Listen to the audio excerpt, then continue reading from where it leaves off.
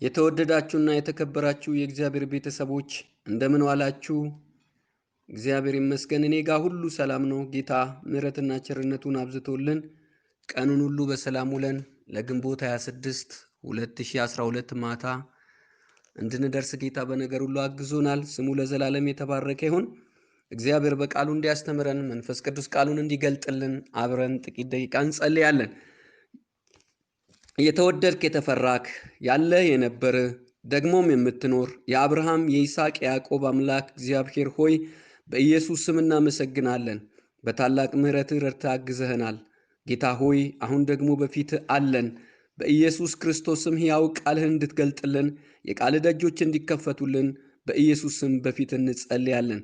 ይህ የሚመጣው ቃል እግዚአብሔር ሆይ አርነት እንዲያወጣን ጌታ ሆይ እንዲፈውሰን እንዲያድነን በኢየሱስ ስም በፊት እንጸልያለን። እንሰማ እንችል ዘንድ ጆሮአችን ልቦናችን የተከፈተ ይሁን።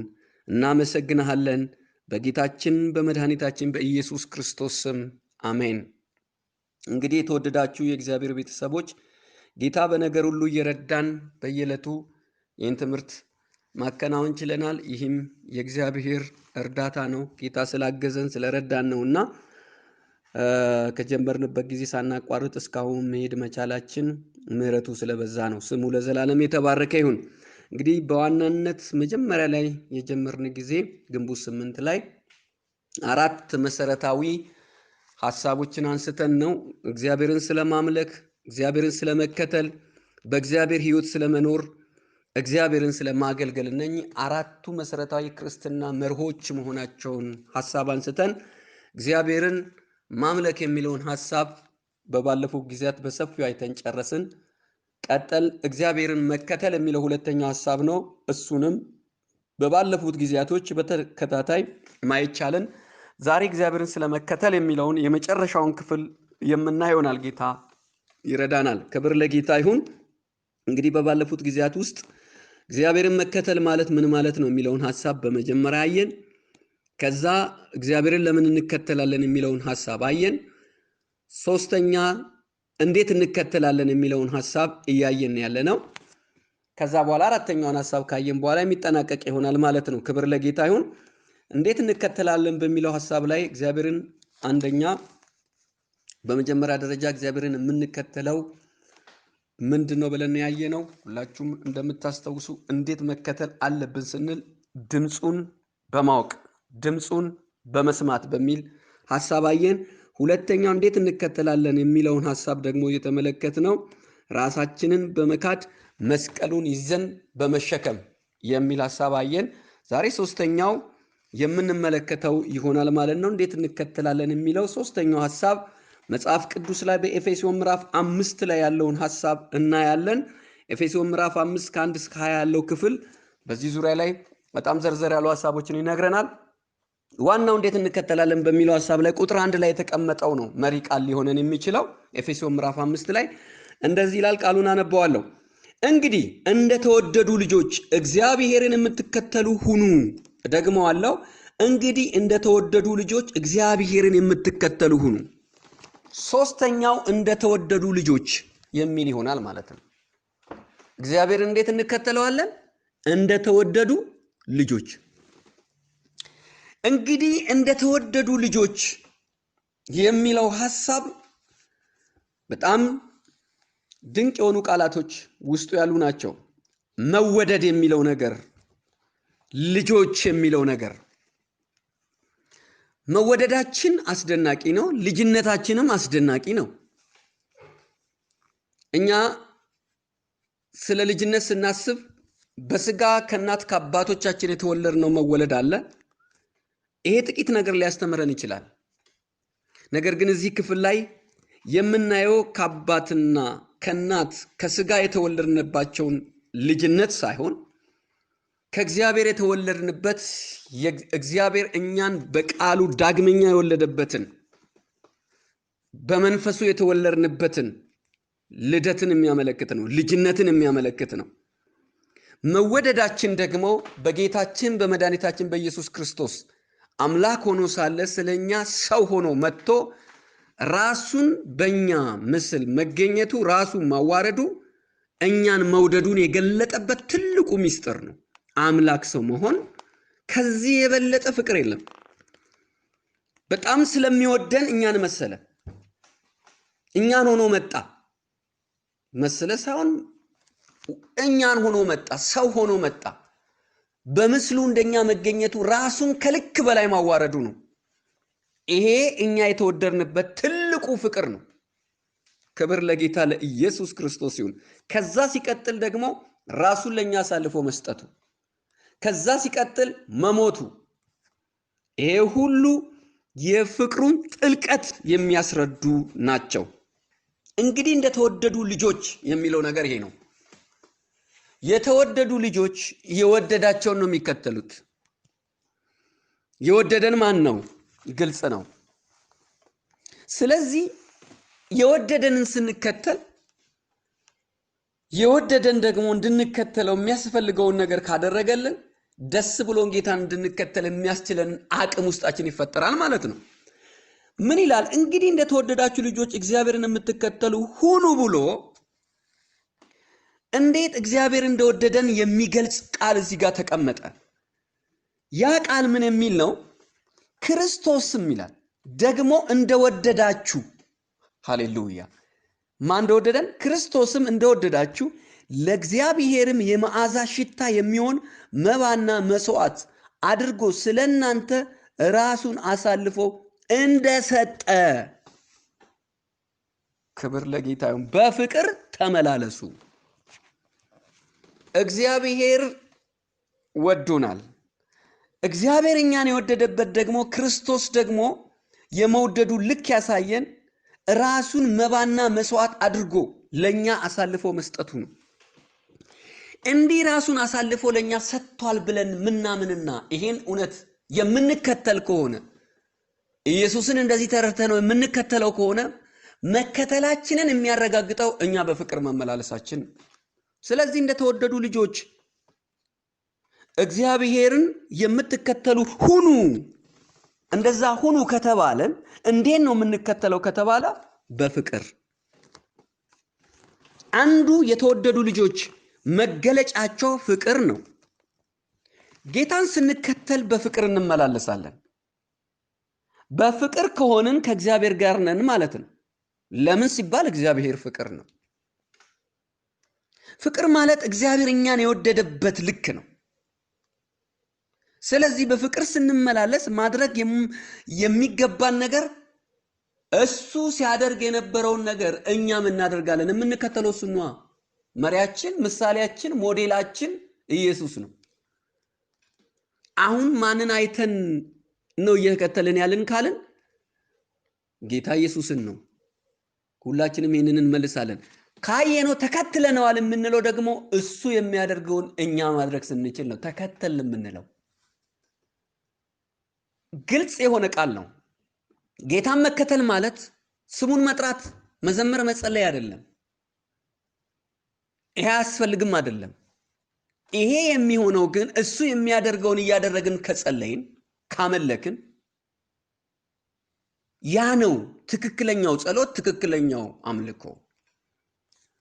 ስለዚህ ጌታ የተመላለሰበት መንገድ የቱ ነው?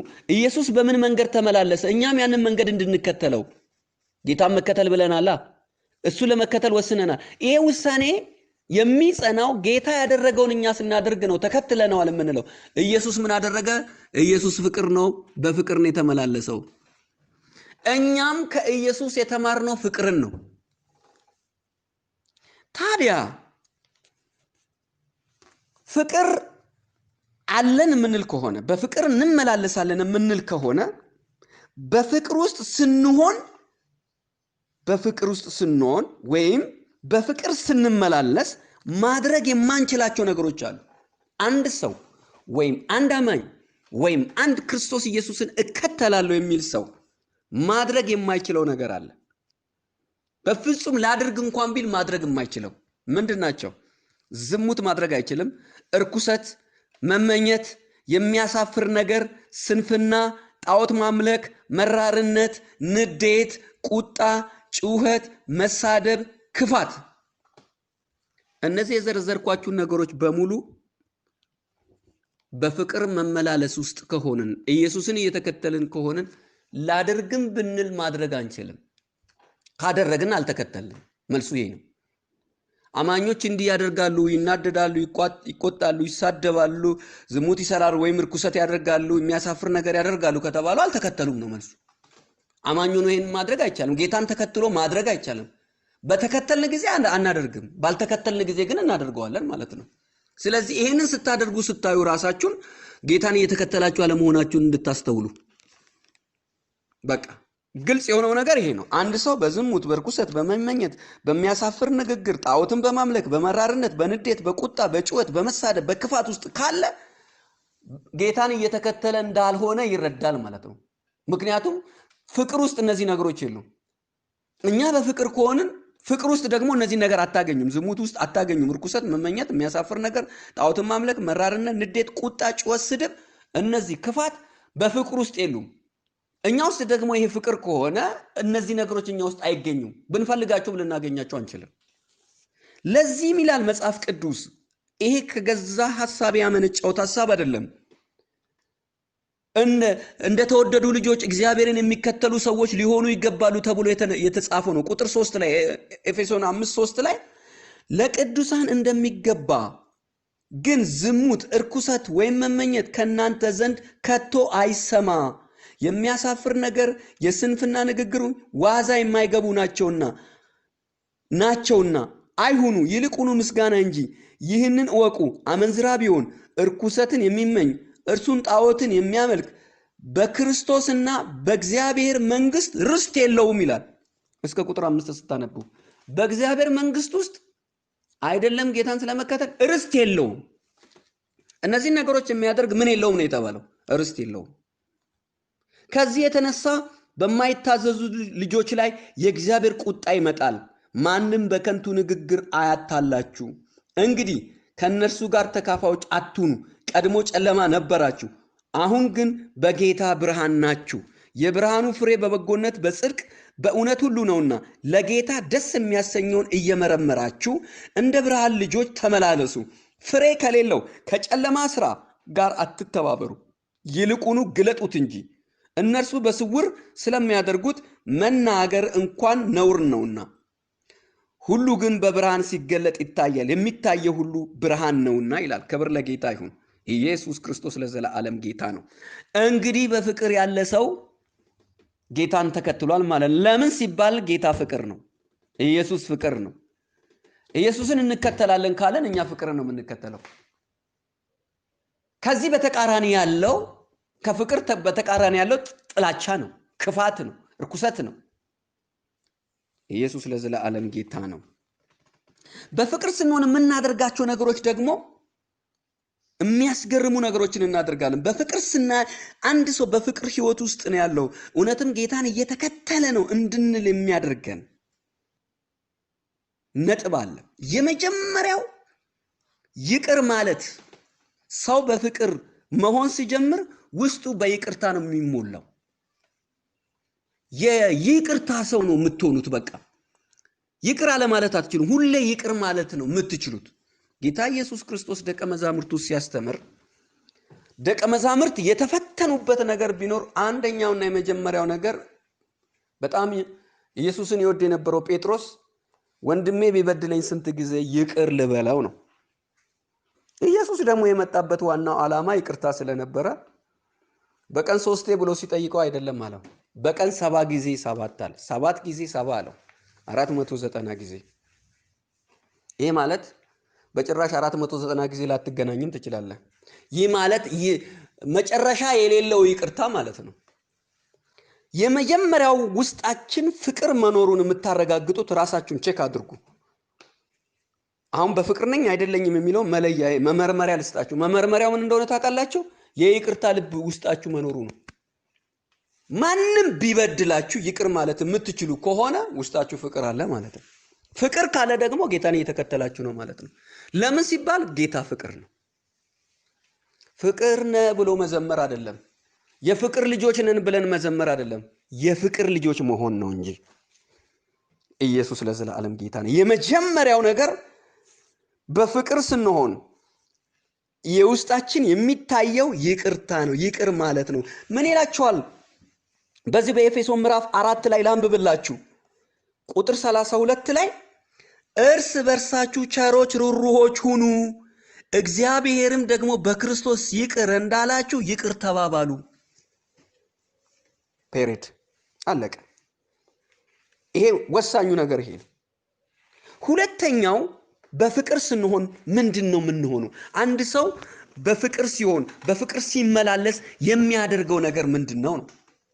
እዚሁ ኤፌሶን ምዕራፍ 4 ላይ ምን ይላል መሰላችሁ? በጣም ደስ የሚለኝ ነገር እንግዲህ ይላል እዚህም ክፍል ላይ ከእንግዲህ ወዲህ ቁጥር 28 ኤፌሶን ምዕራፍ 4 28 ከእንግዲህ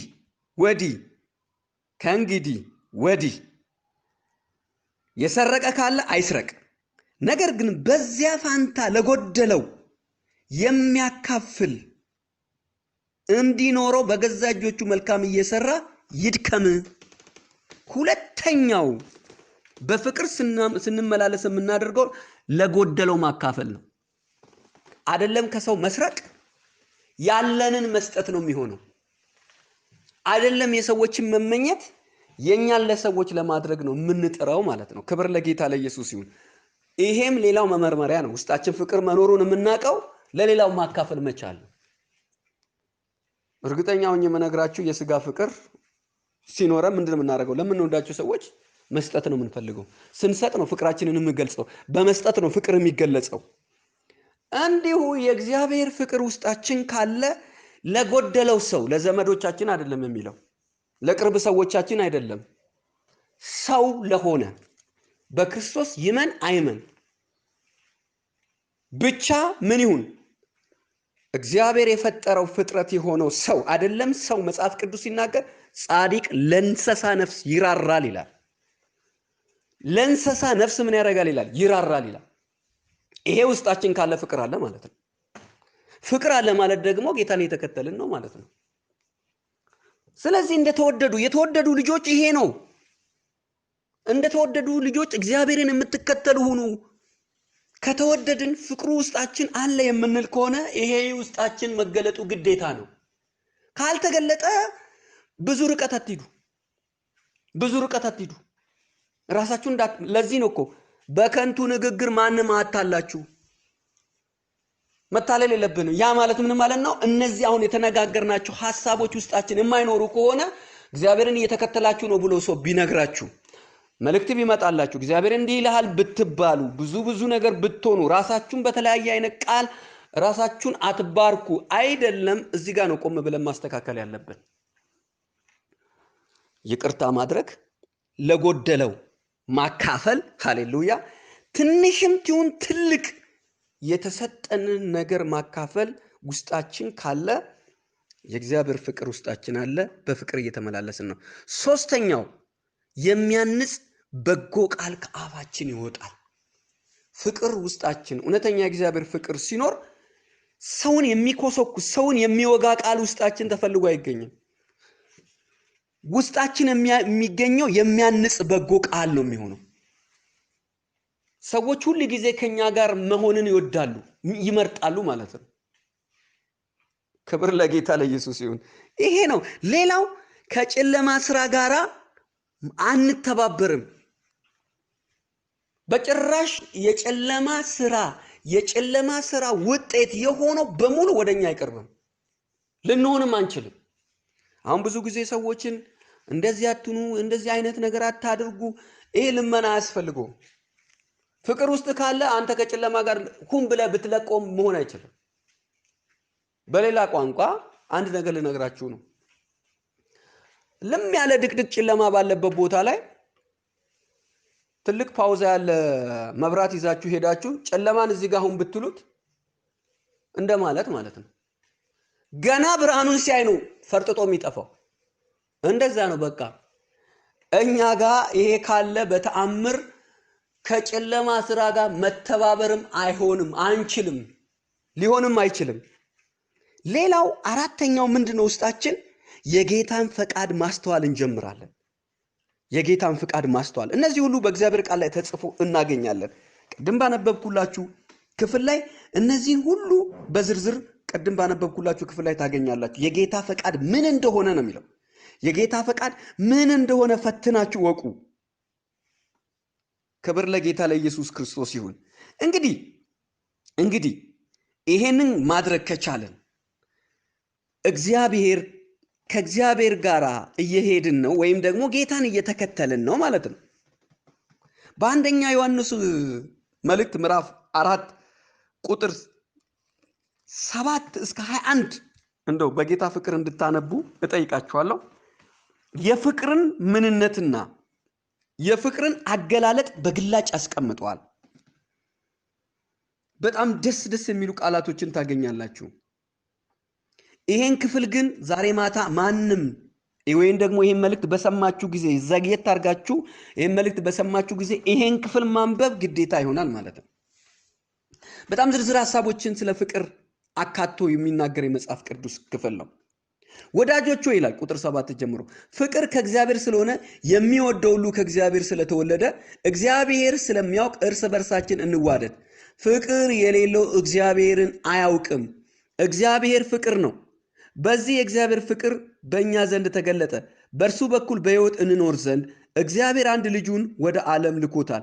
ፍቅር እንደዚህ ነው፣ እግዚአብሔር እርሱ ራሱ እንደወደደን ስለ ኃጢአታችን ማስተሰሪያ ይሆን ዘንድ ልጁን እንደላከ እንጂ እኛ እግዚአብሔርን እንደወደድ ነው አይደለም። ወዳጆች ሆይ እግዚአብሔር እንዲህ አድርጎ ከወደደን እኛ ደግሞ እርስ በርሳችን ልንዋደድ ይገባል። እግዚአብሔር ማንም ከቶ አላየም፣ እግዚአብሔርን ያየ ማንም የለም። እርስ በርሳችን ብንዋደድ ግን እግዚአብሔር ከኛ ጋር ይኖራል፣ ፍቅሩም በእኛ ፍጹም ይሆናል ይላል። ክብር ለጌታ ይሁን። ስለዚህ እግዚአብሔር የሚታየው በፍቅር ውስጥ ነው ማለት ነው። አይገርምም? እግዚአብሔርን ማየት የሚፈልግ ሰው ካለ እግዚአብሔር የሚታየው ፍቅር ውስጥ ነው። እግዚአብሔር የሚታየው ፍቅር ውስጥ ነው። ደጋግሜ የምነግራችሁ እርስ በርሳችን ስንዋደድ ያኔ ነው። መጽሐፍ ቅዱስ ምን ይላል? በዚሁ በአንደኛ ዮሐንስ መልእክት ምዕራፍ 4 ቁጥር 21 ላይ ምንድን ነው የሚለው? እግዚአብሔርንም የሚወድ ወንድሙን ደግሞ እንዲወድ ይህ ትእዛዝ ከእርሱ አለችን። እግዚአብሔርን እወዳለሁ እያለ ወንድሙን ቢጠላ ሐሰተኛ ነው። ያየ ወንድሙን የማይወድ ያላየውን እግዚአብሔርን ሊወድ እንዴት ይችላል? ጥያቄ ምልክት። ስለዚህ ወገኖቼ እግዚአብሔርን እንወደዋለን ብለን ሚሊዮን ጊዜ ብናዘምር እዚህ ጋር ያለውን በግልጽ የምንመለከተውን መውደድ ማንችል ከሆነ እግዚአብሔርን እንወደዋለን ብንል ውሸት ሆነብን ማለት ነው። ክብር ለጌታ ይሁን። ምን እናድርግ? አሁን ትክክለኛ ወደ ሆነው መስመር መጽሐፍ ቅዱስ ያመጣን ነው። እግዚአብሔር ቃል ወደዚህ ያመጣን ነው ማለት ነው። ይሄ ነው ትልቁ የመጀመሪያው ትእዛዝ። ባለፈው እንደተመለከትነው እግዚአብሔርን በፍጹም ልባችን መውደድ ነው። እግዚአብሔርን መውደድ የምንችለው ከጎናችን ያለውን ሰው ደግሞ ማሰብና መውደድ ስንችል ብቻ ነው።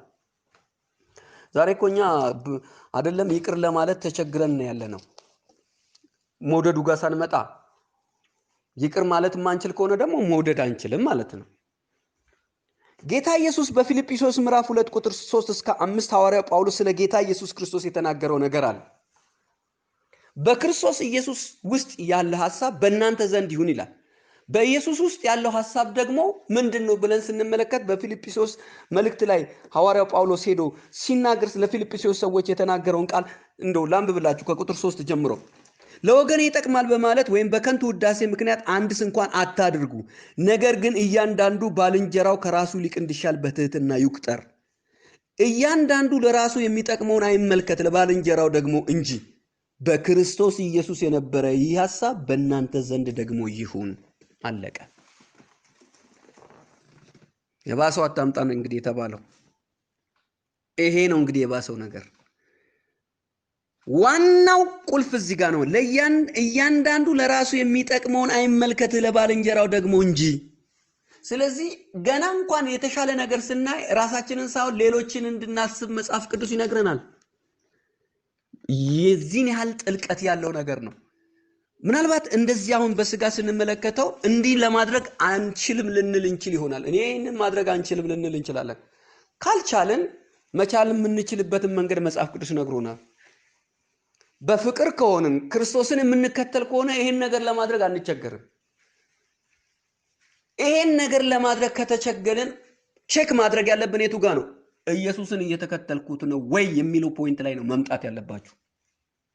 በክርስትና ውስጥ ይሄንን ማድረግ እችላለሁ ይሄንን ማድረግ አልችልም የሚባል ነገር የለም። እኛ አይደለም ያንን ማድረግ የምንችለው። በእኛ ውስጥ የሚያድረው የእግዚአብሔር ፍቅር በእኛ ውስጥ ያለው የክርስቶስ ሕይወት ልናደርግ እንድንችል ያስገድደናል። ቃሉም መንፈሱም ጸጋው። ስለዚህ አሁን እኛ እኮ ልንሆን የምንፈልገውን ነገር አይደለም እግዚአብሔር እንድንሆን የምንፈልገውን ነገር ነው እንድንሆን ጸጋው የሚረዳል። ስለዚህ ይሄን ስራ የሚሰራው በውስጣችን ያለው ጸጋው ነው፣ ፍቅሩ ነው። ይሄ ደግሞ ጌታን ስንከተል በውስጣችን የሚፈጠር ነው። በፍጹም ለዚህ ዓለም የምንመች ሰዎች ልንሆን አንችልም ማለት ነው። ጌታ ስሙ ለዘላለም የተባረከ ይሁን። እንግዲህ እንዴት እንከተላለን የሚለው ሐሳብ የመጀመሪያው የእግዚአብሔርን ድምጽ ማወቅ፣ ሁለተኛ ራሳችንን በመካድ ዕለት ዕለት መስቀሉን ተሸክመን መሄድ፣ ሶስተኛ እንደተወደዱ ልጆች የሚሉ ሐሳቦችን ተመልክተናል። ጌታን የምንከተለው በእነዚህ መንገድ ነው። ድምጹን በማወቅ ራሳችንን በመካድ መስቀሉን ዕለት ዕለት መሸከም፣ እንደተወደዱ ልጆች መሆን። ክብር ለጌታ ይሁን። ይሄን ማድረግ ከቻልን ጌታን ተከትለናል። ጌታን መከተል ማለት በትክክል በተግባር በሕይወታችን ተፈጽሟል ማለት ነው። ክብር ለጌታ ለኢየሱስ ክርስቶስ ይሁን።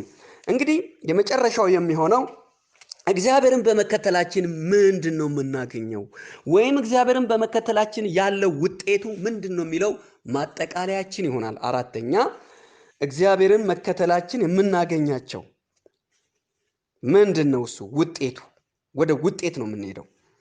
በማቴዎስ ወንጌል ምዕራፍ 19 ከ27 እስከ 29 ስንመለከት ጴጥሮስ ኢየሱስ ክርስቶስን የጠየቀው ጥያቄ ነው። ምንድነው ያለው ጴጥሮስ? ማጠቃለያዬ ነው። በዚያን ጊዜ ጴጥሮስ መልሶ ቁጥር 27 እነሆ እኛ ሁሉን ትተን ተከተልንህ፣ እንኪያስ ምን እናገኝ ይሆን ነው ያለው። እንግዲህ ምንድነው ያለው? ሁሉን ትተን ምን አድርግን? ተከተልንክ። የመከተላችን ውጤቱ ምንድነው? ጌታ ኢየሱስ ምን ብሎ ነው የመለሰላቸው? ኢየሱስም እንዲህ አላቸው፣ እውነት እውነት እላችኋለሁ እናንተ የተከተላችሁኝ በዳግመኛ ልደት የሰው ልጅ በክብሩ ዙፋን በሚመጣበት ጊዜ እናንተ ደግሞ በ12ቱ የእስራኤል ነገር ላይ ስትፈርዱ በ12ቱ ዙፋን ላይ ትቀመጣላችሁ። ስለ ስሜ አለ ደግሞ ቤቶቹን ወይም ወንድሞቹን ወይም እህቶቹን ወይ አባቱን ወይ እናቱን ወይ ሚስቱን ወይ ልጆቹን ወይም እርሻውን የተወ ሁሉ 100 እጥፍ ይቀበላል። ሌላው ቁጥር 30 ላይ የዘላለም ሕይወትንም ይወርሳል ይላል። ስለዚህ እኔ ምን ብዬ አጠቃለልኩት?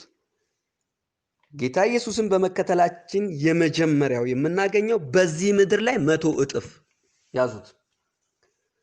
አሁን እንደተነገረው እንደ እግዚአብሔር ቃል ጌታ ኢየሱስን በመከተላችን በዚህ ምድር 100 እጥፍ እናገኛለን። በትክክል እሱን በመከተላችን በከፈልናቸው ነገሮች ሁሉ 100 እጥፍ ነው የምናገኘው። ለሰይ ለጎደለው ማካፈል ብለናል። ፍቅርን ሰጥተን ሊሆን ይችላል። ጥቂት ፍቅር ሰጥተን 100 እጥፍ ፍቅር እንቀበላለን። ሃሌሉያ። ጥቂት ነገር ተውት። እኛ ለሰዎች በጎ ነገር ባሰብነው ልክ 100 እጥፍ በጎ ነገር ለኛ ይታሰብልናል። በአጠቃላይ እግዚአብሔርን በመከተል በዚህ ምድር ላይ በትክክለኛው የእግዚአብሔር መንገድ በሄድንባቸው ነገሮች ሁሉ 100 እጥፍ ለኛ ይሰጠናል። ይሄ ጌታ ኢየሱስ ክርስቶስ ከአፉ የወጣ ነው። ይሄ ደግሞ ሊዋሽ የሚችል ሰው አይደለም፣ ይዋሽ ዘንድ እግዚአብሔር ሰው አይደለምና። ሁለተኛው ደግሞ በሰማይ የዘላለምን ሕይወት እናገኛለን። ክብር ለጌታ ይሁን። የመከተላችን ውጤት እጅግ አስገራሚና ድንቅና ውብ ነው። በምድር ላይ 100 እጥፍ፣ በሰማይ ደግሞ የዘላለም ሕይወት። ኢየሱስ ክርስቶስ ለዘላለም ጌታ ነው። እንግዲህ የተወደዳችሁና የተከበራችሁ የእግዚአብሔር ቤተሰቦች እግዚአብሔርን በመከተላችን ውስጥ እንዴት መከተል እንደሚገባን፣ ለምን መከተል እንዳለብን፣ መከተል ማለት ምን ማለት እንደሆነና ውጤቱን በ4 ክፍል ከፋፍለን ያየነውን ትምህርት በዚሁ አጠናከናል። ጌታ ረድቶናል። እግዚአብሔር አግዞናል። ይህ የተማርነው ትምህርት በህይወታችሁ ውስጥ 30